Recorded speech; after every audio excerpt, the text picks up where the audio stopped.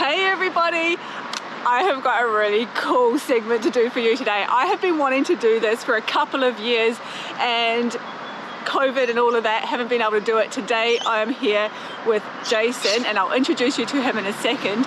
But we have done a few rides together a couple of years ago and we'll be going on this one ride from Seaford. Those of you here in Adelaide will know, from Seaford to Dry Creek. So there's a lot of climbing, right? About 80k, 600 meters elevation. And I'm just on Fuji, I think I might even have my flat bar on one of the rides.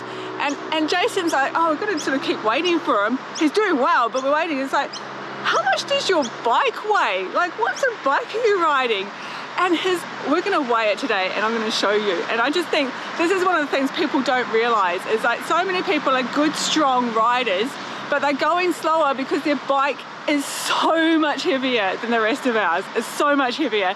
So today, we're gonna weigh his bike and then I'm gonna ride his bike and he's gonna ride my bike and we're gonna see what it's like and see if I can actually ride it. Firstly, I'm gonna introduce you to Jason. Hi. This is Jason. Remember that ride? Yes, I do. And how did you find that? Well, actually, it wasn't too bad, except from Seaford going north, there were quite a few up and down hills, and I was struggling going up and down, and then it kind of puffed me out a bit, so it was slowing me down. Yeah, and you're probably like, oh, why are they all going ahead? It's like, we'll find out. I'll show you in a second. So, all right, so today we're going to swap bikes. Yep. And you're going to have a go on Fuji. Yep. And I'm going to ride your bike. Do you think I can ride your bike? Yeah, I think you'll make it up to Crafers, but I'm not sure about what your time will be. we're at the Crafers bikeway. There's a fly hanging around us. We're at the Crafers, so we're here at the toll gate, and we're going to go up maybe to the bollards if I can make it. I don't even know if I'll make it that far. Let's see. Let's weigh your bike. Okay. Let's weigh your bike.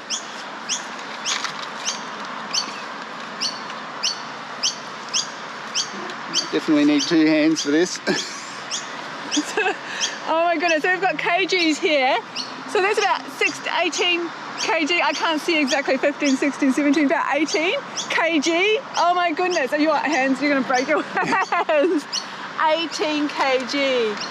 You ride an 18 kg bike. What else have you got on here? Like, where does that weight come from? Well, the basic bike, by the specifications, is about 13.5 kilograms, and I've added all sorts of things that I wanted. So I've got my bike lock, lights, a USB work, which is something you can charge your phone while you're riding along as well. I've added extra brake handles at the front here. I've also got a stand that didn't come with the bike. And then there's also the other things that I carry, like water, spare tube, repair kit, pump, just my bits and pieces. So that I need for riding. And that adds about 2.5 kilograms. Oh my god! Oh my goodness! Oh my goodness! And so, what bike is this? It's a Jamis. That's the brand name. And the model is Aurora Elite. Aurora Elite. Yeah. Let's weigh Fuji. Yeah, okay. Right.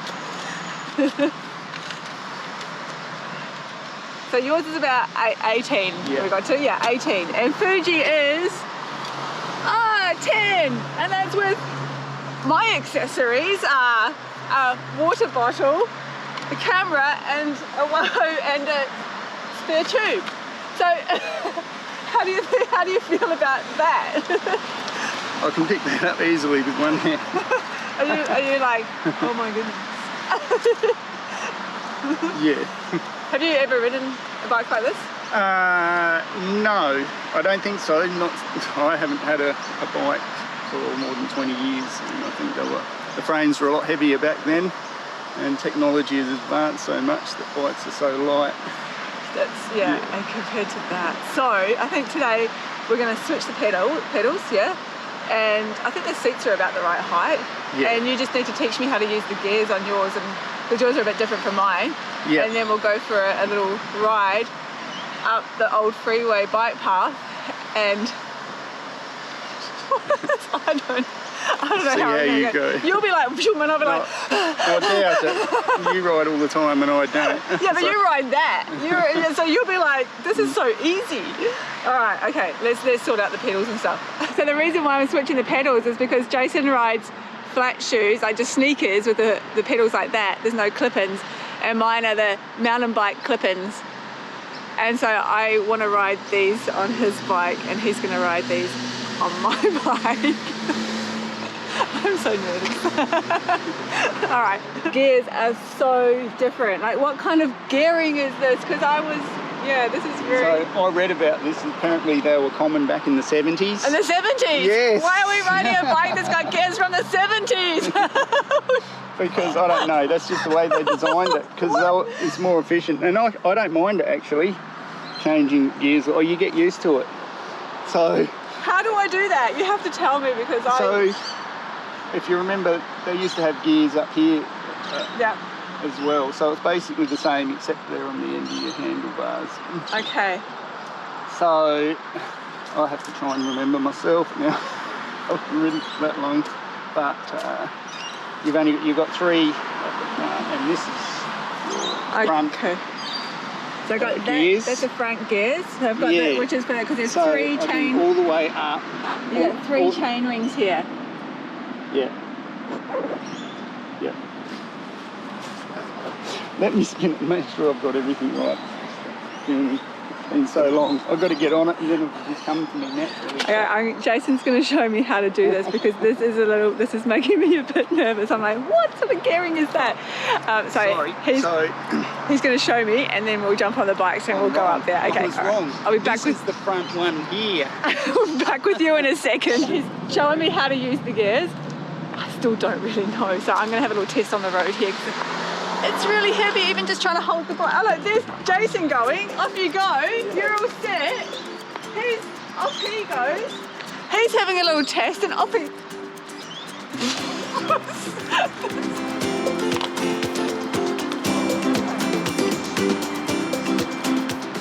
I'm puffed already just right up there. And how did you find it? Well, quite much easier than mine. It's just...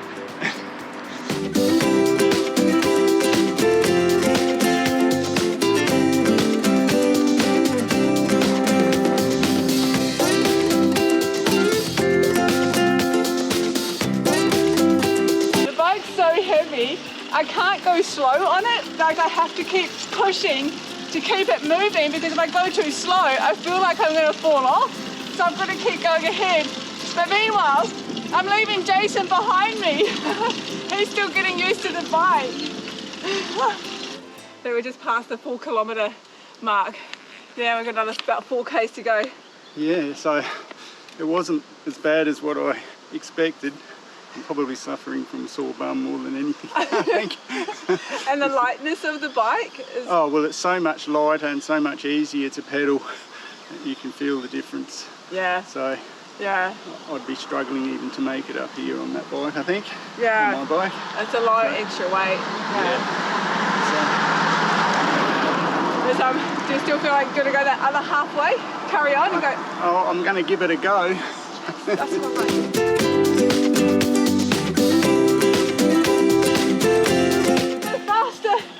Here on the steep section, just to feel what it's like, because I want to. Alright. You can't stand like you do on Fiji, how you just throw her around. You can't do that on this massively heavy bike.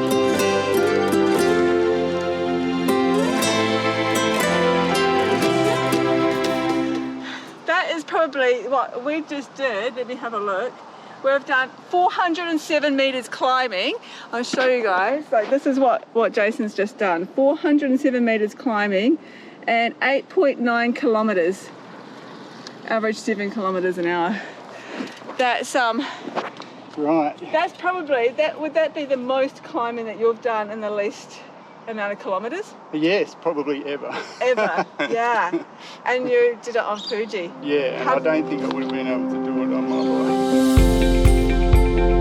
Hey everybody, I'm really excited to introduce my second guest on Never Give Up. Now I met Josh earlier this year at the Tour Down Under, and he is a larger than life character who has this great personality, this great perspective on life, but he went through something really, really tough about 9 years ago. He'll explain more, and I share his story with people all the time, and then I thought he needs to share his story with people. So without me saying anything else, meet Josh. Hi. Hey Josh. How are you? Good. How was that for an introduction? Oh, not bad, hey? You gave me a big, larger-than-life look. That's fantastic. I like to be a bit larger. Well, you are. Like, you've got this great personality, this great outlook on life, and just the way that you get out there and live life when that might not have always been possible for you. No, look, I've spoken to you about this obviously before, but about 9 years ago, unfortunately, I developed diabetes too. And sadly, I also weighed about 160 kegs, which was a hell of a lot. With that, I wound up going to the doctor, and the doctor turned around and said to me, look, said, how old are your kids? I said, oh, about 16, 11. He said, go home and say goodbye to them. He said, sorry? He said, mate, he said, you've got diabetes too, you smoke 40 a day, you drink like an alcoholic, your blood pressure's through the roof, your cholesterol's through the roof, you've got everything aiming towards a short life. I reckon you got 2 years before you're dead. And I went, wow, okay, that's a bit different, because like, you know, most doctors you go to go, you need to give up smoking, mate. It's always touch and feely, but this one was straight to the point. You know, do something about your life or die. And I sort of looked at him and he said, look, first thing you can do to change this around is give up smoking. And I went, oh, okay, I'll do that then. And I walked out of there and never smoked again. Really? So you just quit? Quit. Just like that? Like that, 4 days it took me to quit. So I walked out, never smoked again. For 4 days I had the little fella sitting on my shoulder going, have a cigarette, have a cigarette. And I was like, no, I'm not going to have a cigarette. Because eventually my mind had got to a position of, you're not going to smoke again. And that's the difficult part of giving up smoking, is just being affirmative and saying, I'm not going to do it again. With that, it took me 4 days. So a lifelong smoker, it's 40 a day for 40 years. I thought, I'm never going to give up smoking. It's never going to happen. And 4 days it took me to give up smoking. So it's the power of the mind, though, doesn't it? It does. You know, it's quite interesting, you know, how you can be when you look at it and you say the only good thing about a cigarette is the desire it gives you for another cigarette. So, you know, it was a totally different outlook, and I was able to give up cigarettes straight away. So that was the first step. Second step was then, you know, I was driving around with the family. I'm looking at all these guys on their bikes and thinking, that looks sort of fun. You know, I used to ride a bike a lot when I was a kid. Maybe I could do that. So I went into a shop, and this guy in the shop was trying to sell me a $9,000 bike, and I'm thinking, why do I want that? You know, I've not even tried this sport out. I don't know how I'm going to be. You know, $9,000 bike, come on, mate, pull your head in. So I went around to a few stores, and then I walked into a store, and this guy said to me, he said, you weigh a bit, don't you? And I said, yeah. He said, that steel frame bike over there that worth about $500, that's the one for you. And I'm looking at all the sexy bikes going, I want a sexy bike. And he's going, nah. He's like, you need to drop some weight fast. And if you don't go on that bike, everything else is going to break underneath your weight. You know, all the spokes will go, you won't enjoy it. So I got a steel frame bike. So I got on the steel frame bike, I rode to the end of the street. Absolutely knackered. Really? Yeah. So the end of the street was like 500 metres. And I was thinking, holy hell, you know, not only, you know, somebody's telling you you're going to die, but cigarettes are costing you, you're unfit, you know, so on and so forth. What are you going to do? So I got determined. And 500 metres turned into a kilometre, and a kilometre turned into 2 kilometres. Then I was halfway to the beach. Then I was all the way to the beach. Then a mate of mine here, Tom, came out with me, and he encouraged me. So we got on the bike, we started riding around down to Glenelg, eventually to Brighton, then eventually to Outer Harbour, and it grew and it grew and it grew. I had a crew from New Zealand, really good mates of mine who come over for the Tour Down Under every year, and they are the most inspiring people all the time. constantly either on Strava or on Facebook coming back and saying really good positive things. And the cycling community is a really positive thing. Yeah, it's really supportive, isn't it? Like, Even on Strava. Yeah. Like, Strava's fantastic. I've got friends all over the world who connect to me on Strava. I've even got 10 friends in Nigeria. How's that? I never even knew anybody in Nigeria. Now they're everywhere. It's fantastic. So the cycling community is really good, encouraging. I've dropped 40 kilos, which is good. With that, no smoking, tick. Blood pressure, tick. Cholesterol, tick. It's amazing what benefits you get out of actually exercise, and cycling's my thing. So now I cycle up to 5,000 kilometres a year, and it's enjoyable. I look forward to the tour when the boys come over. We do about 500 in the week, and it's a great thing. And here you are, 9 years later, after you were told basically go home and say goodbye to your kids, you're not going to be around. You made all these changes, and here you are. Like, life's a gift for you now, isn't it? That's fun, yeah. I enjoy it. I get up in the morning, I get on my bike, off I go at the weekends, and I feel as though I've done something with my day. Just whack the tunes in, away we go. Yeah. So it's about all those sort of balances in life, and I know that I'm going to be here for a bit longer yet. Yeah. And so how did you, with your mind, and you talk about the little, on your shoulder saying disagree or whatever, and you've done 500 metres and you're puffing, and it's like, what is it inside you? What keeps you going? Like, you obviously have low moments. Yeah, you do have low moments. How do you get through those? Determination to change, number one, is good. I hate a headwind. Unfortunately, I'm 52 inches across the shoulders, and that's not going to change because that's bone to bone. So, as a mate of mine once again says, I'm a bit of a spinnaker. So, I get into the wind, and boy, it gets really draining, especially when people are going past me at 30, 40 kilometres an hour. I just think, why am I here? But it's that determination to get back to your end point and feel good about it. I once rode to Goolwa, which is 140 kilometres round trip. Got out to Goolwa, had a fantastic run out there, turned around, and the wind changed. So I was into a headwind all the way back. All the way back, there's a little fella on my shoulder going, get on the train, phone a friend, do anything, don't ride back. And by the end I did it, 140 clicks, the round trip. Yeah, wow. And I felt really good about it once I got home. Yeah. And you wear lycra. Now this is what I love about you, is like so many people go, I don't want to wear lycra because I don't have the figure for it, or I feel self-conscious. But you proudly wear lycra. I do, I do proudly wear lycra. If you're going to be a cyclist, you've got to wear the gear. It was a bit hard at first. Initially I went down to the local shop, bought a pair of cycling shorts, and it wasn't a good look. I have to say, particularly from people behind me, as unfortunately it tended to roll down a bit, so eventually had to get a bib, and that was much better looking for the part. There's a company in the UK called Fat Lad at the Back who makes quality clothes for plus sizes. So again, I was able to get into cycling gear because most of the cycling gear finishes at 38, 40 inches across the shoulders, and you're done. You can't wear it. So you do have to go hunt on the internet. Fat Lad at the Back again, 2 weeks, delivery here to Adelaide. This is one of their tops, which is covered in pies. So it's a bit of a novelty. They've got another one covered in hot dogs, but then they also have normal things and normal clothes and, Australian flags and all that sort of stuff. The one thing about it though is it's absolutely made for the bigger size to give it a little bit more room, and it fits. So I feel like I'm the part, And I just have to show everybody this, actually, on the back of it. Look at this. Powered by pie. Yeah, tell us a bit about that.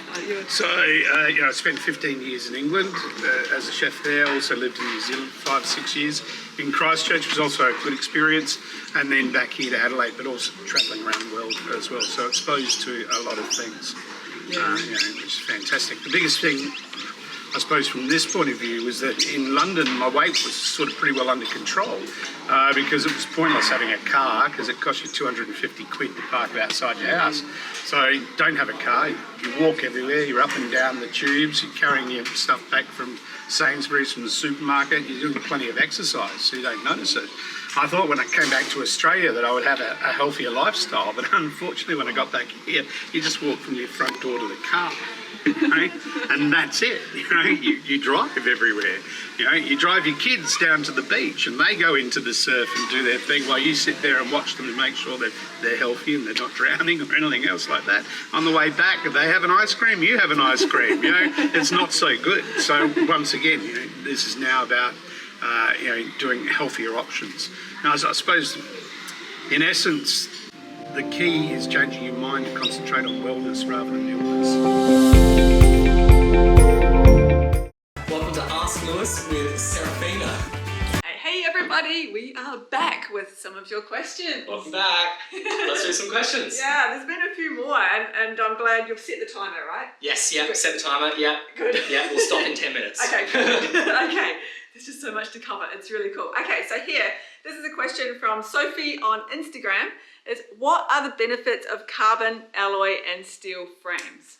Oh, great question. Okay, they all have their own benefits in different senses. I would say that is a very difficult question to answer, but I'm going to say carbon fibre, like this bike here, is really good for when you're doing your racing and going fast and you want all that sort of efficiency. It's a very stiff frame. It doesn't, yeah, a very stiff frame. Carbon will only flex in different areas to make it a little bit more comfortable, but as a whole, it's a very stiff ride. So when you're sprinting into the finish line and doing all your racing and trying to beat KOMs, you know, King of the Mountains, up the hill, and all this cool sort of stuff, that's where carbon comes into its own. I would argue that it also looks cooler, in my opinion. What else could we say? It's easier to mold it into different shapes. For example, this particular bike here is quite an aerodynamic looking bike. So when we're talking about, again, racing, saving seconds here and there, having a nice, fast, aerodynamic bike is a cool way to look at it, I suppose.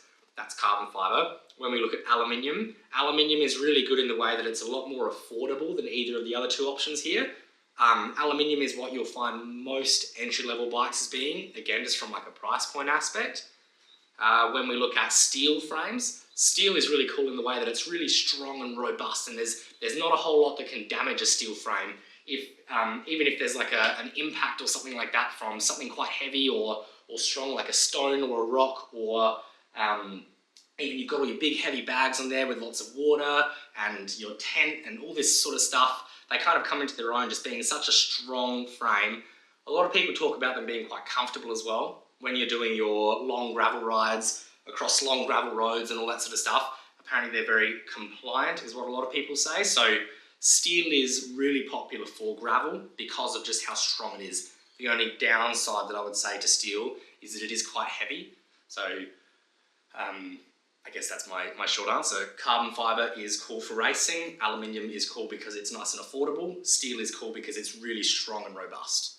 Next question. And actually, because I have just done a ride with Jason, which everyone would have just seen. Oh yes, of course. It was a really heavy bike. Yes, it was really heavy. It was 18 kg. Oh right. Yeah. So I suppose that's the benefits of.